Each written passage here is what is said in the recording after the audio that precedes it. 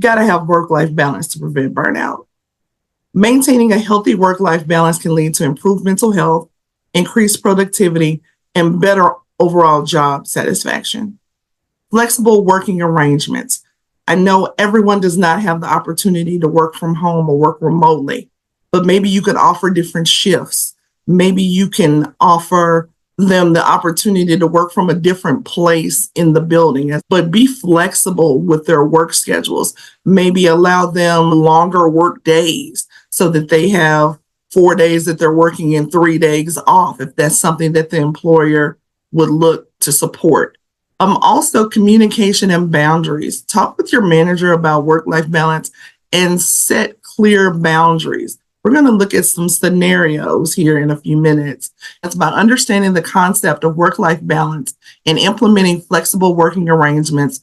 Organizations can help their teams avoid burnout and stay engaged and productive.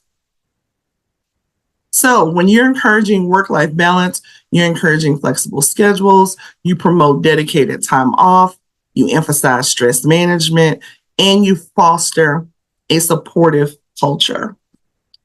All right, scenario number 1, you all are going to have to engage late night emails. So you receive work-related emails late at night after you finished your workday.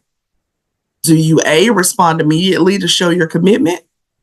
Do you B, wait until the next morning to reply during work hours? Or C, set a rule not to check or respond to emails after a certain time? Well, the correct answer would be C. Set a rule not to check or respond to emails after a certain time. And that's because, and let me tell you the difference between B and C.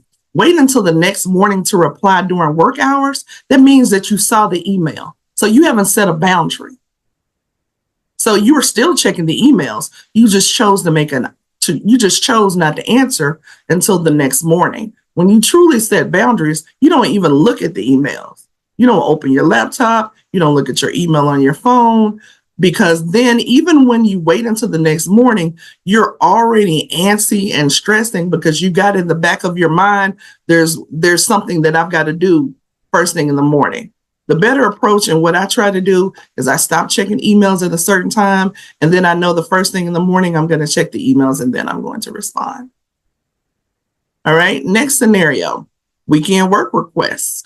Your manager asks you to work on a project over the weekend, but you already had plans. So do you A, cancel your plans? B, discuss with your manager to see if the deadline can be adjusted? Or C, ignore the request and hope somebody else will do it? Got a couple of B's? Yes, B is the answer that I would go with. Discuss it with your manager. Family first.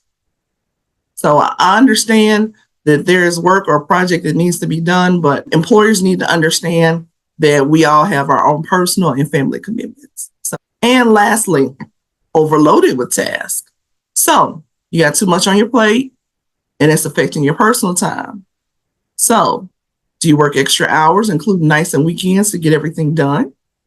Do you prioritize tasks, focusing on the most important ones? And also discuss with your manager about extending deadlines for the rest?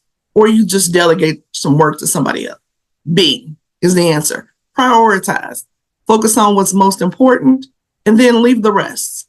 You'll see a theme here about communication, talking to your manager. No one can help you if you're feeling stressed or burned out if they don't know it. So you have to communicate, you have to talk to them and see if you can get those deadlines extended. But either way, working extra hours, including nights and weekends to get everything done, and this is a very special project that's a 1 or 2 times a year thing, that's a no. And delegating it and hoping somebody else is going to do it, that's not going to happen either. So B is the best option.